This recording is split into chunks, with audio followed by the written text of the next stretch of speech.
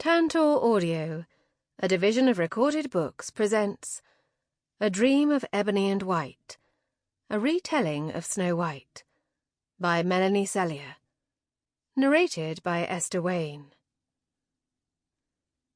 Part 1. The Princess. Chapter 1. Skin as white as snow, lips as red as blood, hair as black as ebony. I stared at myself in the mirror. It was no wonder my father had given me the name Blanche, or that my friends called me Snow, and envied the perfect symmetrical features that I had apparently inherited from my mother. The ones that everyone said made my face so beautiful. Surely a godmother must have blessed me while I was in my mother's womb, they said, even though no godmother had been in these lands giving out gifts at the time of my birth. My father had always said I was even more beautiful than my mother, as if no greater compliment could be given. Not that I would know, since I had never seen her. Her desperate dream for a child had been her undoing. A ripple ran across my so-called perfect features. Ebony was hard and strong, Snow was cold and unforgiving. And blood, well, blood was passion and power. Were those the things my mother had hoped for her daughter when she made her fateful wish? If so, then she had failed. I was none of those things. The crash of breaking porcelain made me spin, startled from my useless reverie. It took a moment to recognize the missing piece from my dressing table, a particularly ugly dust collector that I had always hated. My eyes flitted back to the mirror for a brief second, my lips twisting. A perfect example of my weakness. I was a princess, and yet I couldn't even bring myself to send away a decoration I disliked. From my own room, no less. Easier to just let things be. To let my life be ordered for me. The maid had made no move to collect the broken pieces, seemingly frozen in place, her duster in hand, and her eyes wide. I crossed over to her. "There's no need for concern, Gertie. In truth, I have never liked that piece anyway." None of the horror dropped from her face, and I frowned. Gertie had been one of my maids for years, and I was hardly an object of fear to any of them. "Truly, Gertie, you don't need to worry. I'm not angry." No, Your Highness." She made a visible effort to pull herself together. "Only, do you think it was worth a lot of money?" She whispered the last words. My brows knit together. "I have no idea. But what does it matter? As I said, I never liked it. I won't bother to replace it." Her eyes flew to mine. "But we got the new orders just this morning, Your Highness, and the steward had them from Her Majesty herself. Any breakages are to come from our wages." My eyes narrowed. The Queen, my stepmother, issuing new orders for the staff already, although only one night had passed since my father's funeral. Had she no respect? I sighed. Of course she had not. That was hardly a surprise. And who did I expect her to have respect for? Me? The thought almost made me laugh. "Well, then," I said, after the awkward pause dragged on too long, "we must clean up the pieces and hide them somewhere. I certainly won't report it broken." "Oh." Gertie looked at me, her face transforming. "Are you sure, Your Highness?" I could see a new worry in the back of her eyes. This one was for me, although it was less pressing than the worry on her own behalf had been. I tried to keep my face from twisting. Even my maids knew that I never stood up to my stepmother. I forced my back to straighten, my tone strengthening. "Of course I am sure." Gertie didn't quibble further, cleaning up the mess with careful fingers, making sure not a single shard remained behind as evidence.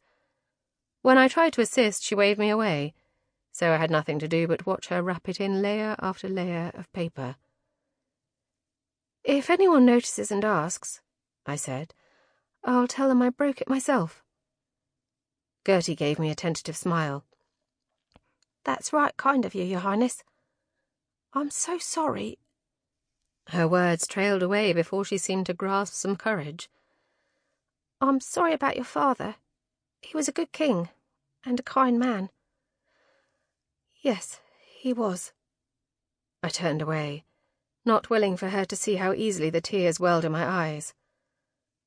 "And now that he's gone, I suppose you—" This time, when her words failed, no courage came to finish the sentence. I kept my face averted, silent. I didn't need to hear the words to know what she meant to say, and the hope behind the sentiment cut at me. My father, the king, had died, and I was his only child. So didn't that make me queen? But for all her hope, I noticed she still addressed me as Your Highness, while she called my stepmother Her Majesty. And why should a lowly maid have the courage that an entire court lacked? I had barely heard much in the last week, the fog of grief cocooning me from the ordinary sounds of life. But I knew I would have noticed that. Not a single person had called me queen. A knock, followed immediately by the sound of an opening door, made me startle again. I silently berated myself. I was a princess in my own chambers. If I couldn't feel secure here, there was no place for me anywhere. A footman entered, his face impassive. Gertie stepped back, her hands tightening around the parcel she still held. But the man didn't even glance her way, his eyes on me. "Princess Blanche, Her Majesty requests your presence in the throne room." He waited, as if expecting an answer, and I wondered how he would react if I refused the request. But I shook off the thought long before the words could rise to my lips. It wasn't really a request, and I knew it. "Very well," I said at last, inclining my head. "I will be along shortly." For the first time the footman showed an emotion, brief uncertainty crossing his face. I raised a single eyebrow, and he hastily bowed and left the room. I squashed the fleeting pleasure that filled me at my small act of defiance. I was no longer a child, and such childish games were beneath me. "I must wear a state gown," I said to Gertie, and she nodded quickly, carefully depositing her burden before dashing across to my wardrobe. For a moment I considered directing her choice, but found I couldn't muster the energy to care. I would dress properly in respect for my father and defiance of my stepmother. But I couldn't bring myself to have an opinion on the dress itself. In all too short a time I faced the long corridor to the throne room. Our castle was old, the dark grey stone worn from the passage of so many years. I had always found it comforting. An old friend, even if it was less beautiful than the palaces of some of my friends. But in the last week it had turned hard and cold.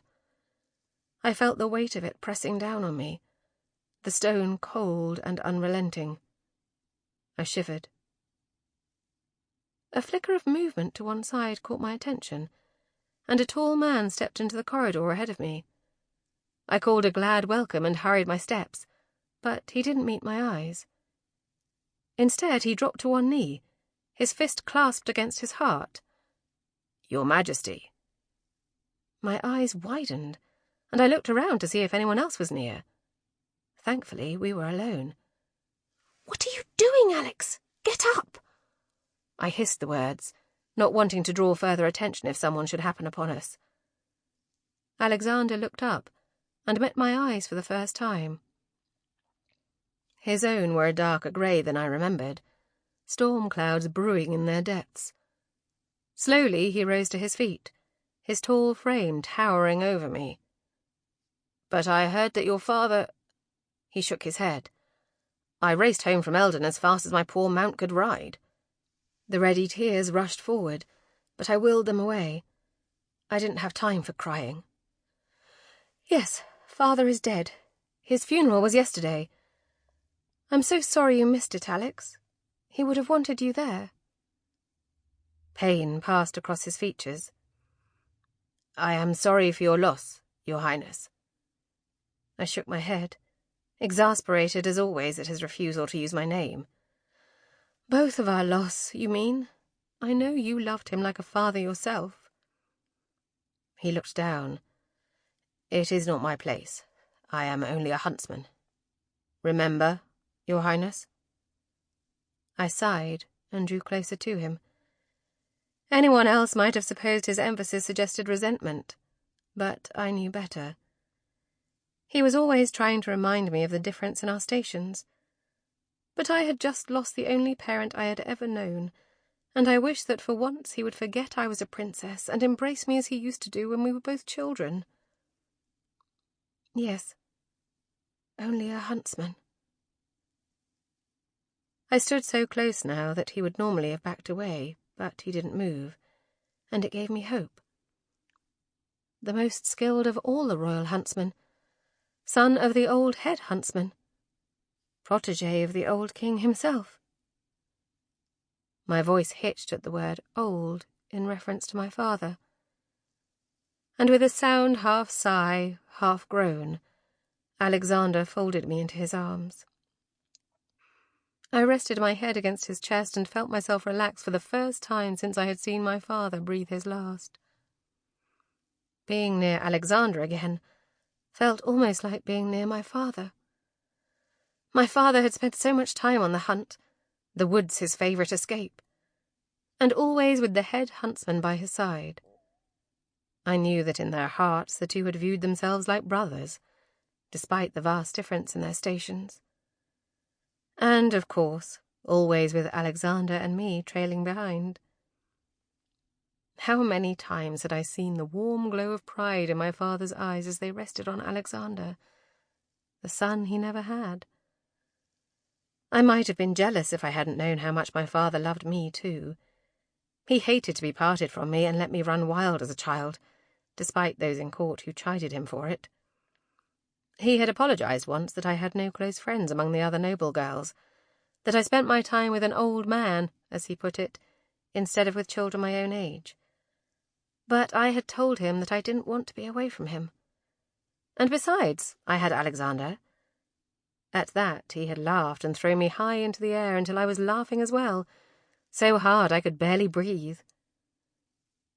My insides tightened at the memory until I once again struggled to breathe, but this time for a different reason. I leaned more heavily into Alexander. Neither of us spoke because there were no words, but I drew comfort and strength from his presence and his strong arms. I could have stayed wrapped up in them forever. But all too soon he drew back, putting me firmly away from him. I saw many in the court moving toward the throne room. He looked down at me. "Are you to hold court already?" I shook my head, my eyes darting around once more. I lowered my voice. "No, of course not, and you must stop saying such things. It is not I who rule in Eliam, as you very well know." His eyes narrowed, his hands balling into fists. "But your father is dead. You are—" "Shush!" I cut him off. "I have been summoned along with the court. But if you think my stepmother intends to bow me up to the throne, you must have run mad in your weeks in Eldon."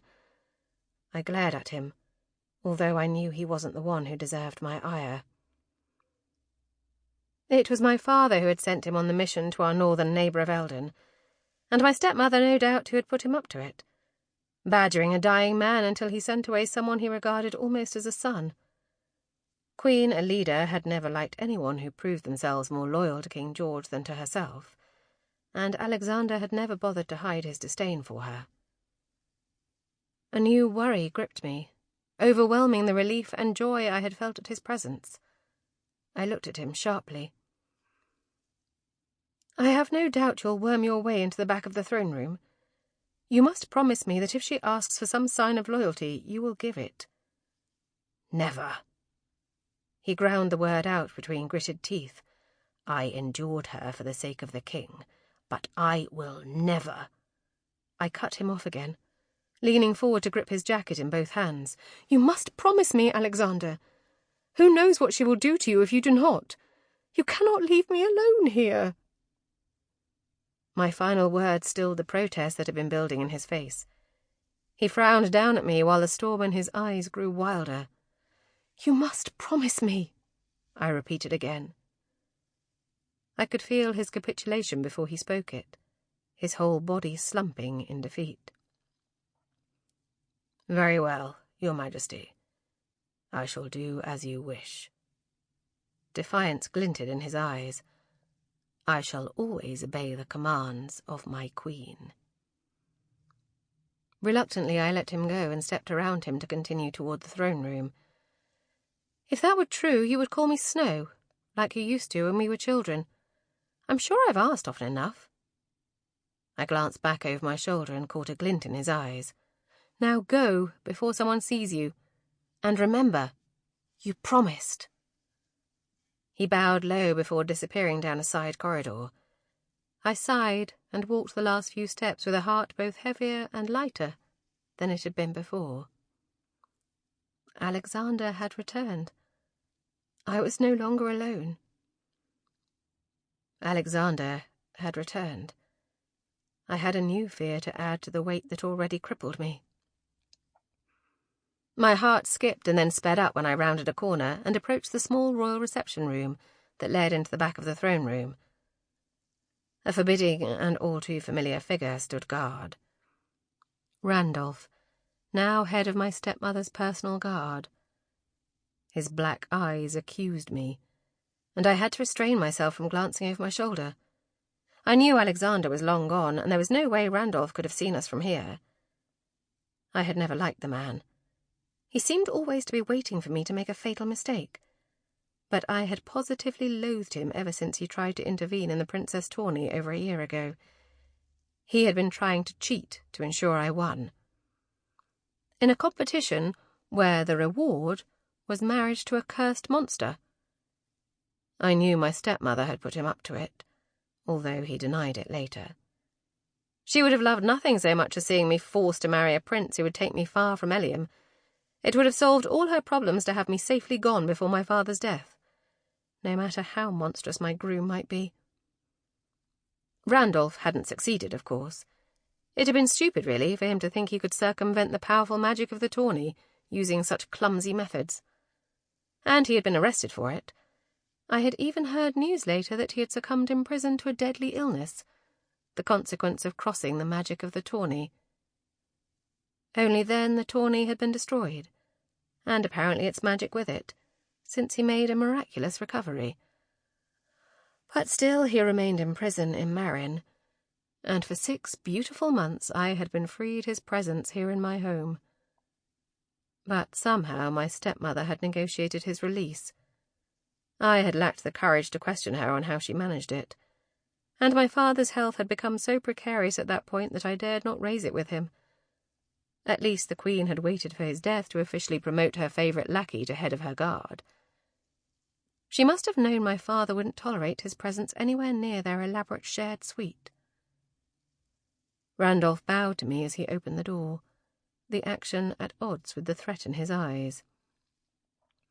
"Your Highness," he murmured as I sailed past, but I ignored him, keeping my gaze firmly ahead. I had expected my stepmother to be awaiting me in the reception room, but it stood empty. Reluctantly, I glanced back at Randolph, and he gestured towards the closed door that opened onto one side of the dais that held the thrones. So she had already begun without me. Why was I surprised? Drawing a deep breath, I opened the door and strode through, my heavy skirts rustling around me. Chapter 2. It took only a moment for me to absorb the scene before me. My stepmother held court from her usual place in one of the 2 great thrones. While my father had lived, she had ruled equally beside him. But now that he had died, she should have taken one of the smaller chairs to either side, one of the seats that usually belonged to me. But no one in the assembled court appeared to have taken issue with her position, and surveying the crowd, I concluded that the entire court must be in attendance. Every noble-born family in Eliam represented, and even some of the more influential merchants. Had she ordered them all here? Or had they hurried here of their own volition, eager to show their loyalty? I suppressed a shiver. A slightly startled count knelt at the bottom of the steps, his eyes now on me.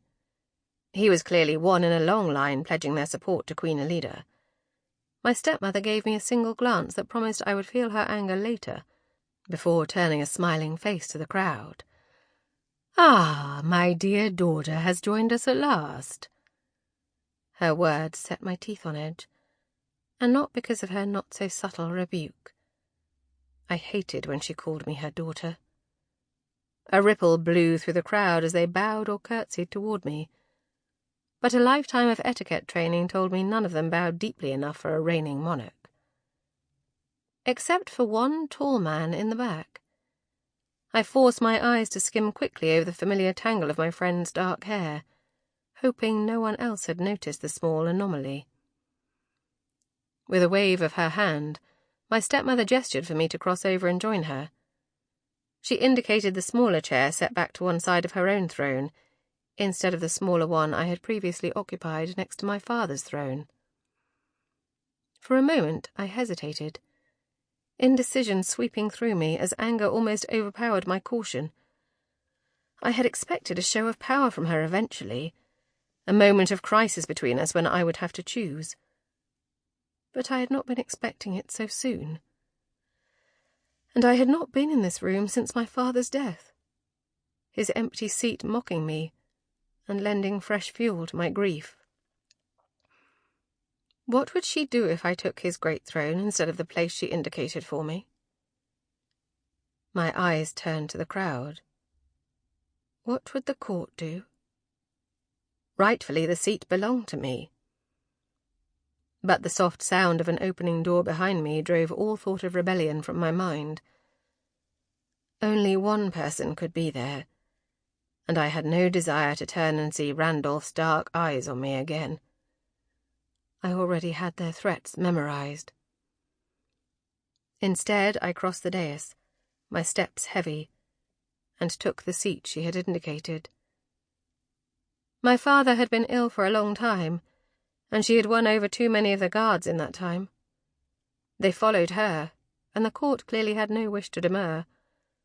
All I had was one loyal huntsman. My eyes wanted to seek out his in the crowd, but I forced my gaze to stay in my lap.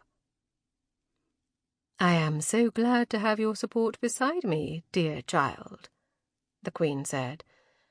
"Together we must soldier on, despite our tragic loss."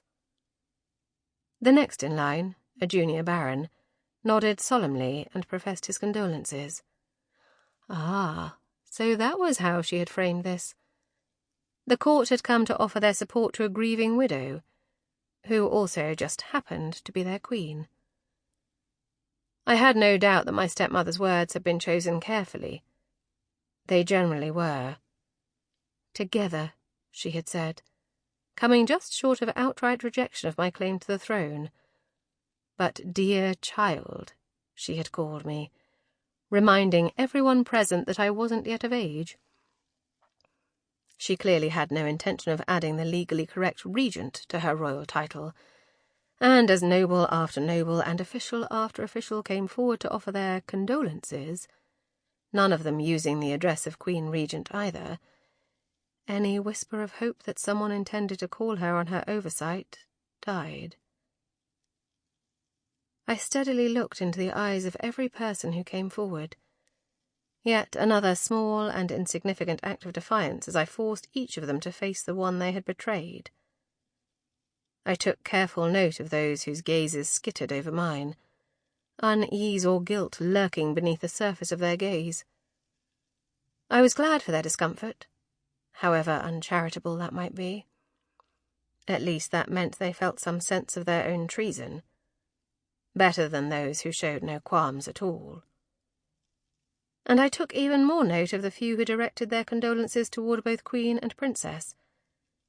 They made no protest to my stepmother's place, but their gazes on me carried not guilt, but grief.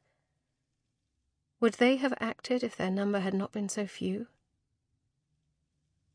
One in particular gave only the shallowest of courtesies to my stepmother, his eyes instead lingering on me. A tall man with greying hair, his years gave him dignity rather than weakness, and unlike most of the others, I didn't recognize him. Yet something about the line of his nose and the sweep of his brow looked familiar. He was already retreating back into the crowd when a shock of recognition swept through me. They were familiar because I had been looking at them in the mirror only today. The crowd parted respectfully before him, cementing my certainty that I had just faced the Duke of Leston for the first time. My grandfather. As a child, when I asked about him, my father would say only that the Duke never came to court. It was one of my maids, an older woman long since retired from service, who had whispered more of an explanation. The words meant for another maid, not for my curious ears. The Duke was heartbroken at the death of his only daughter, and his grief turned to anger when the king chose to marry again so soon. He refused from that day forward to attend a court that had so quickly forgotten my mother, a court ruled over by her replacement. Even at my young age, I hadn't needed her to speak the rest of it to understand. Why would he want to see a granddaughter who had been the means of killing his beloved daughter, however unwitting an object of death I had been? And yet now here he stood. I struggled to understand it. Unless it was indeed evidence that the entire nobility were here under royal command, or perhaps death had been enough to win his forgiveness, and he had come to attend my father's funeral. I would certainly not have noted him in the crowd during the event. I had barely been able to see the ground beneath my feet through my constant tears. It took some effort to train my attention on the next in line, rather than following his retreating back. Would he approach me later? In private? Did I want him to? Finally, the whole court had presented themselves before us. The steward stepped forward then, the small collection of servants and local citizens who were present mirroring his movement, although they lingered toward the back of the hall. He offered his condolences on behalf of the servants and the people, and as one, the small crowd behind him bowed or curtsied low, each of their murmured words lost in the mass of voices.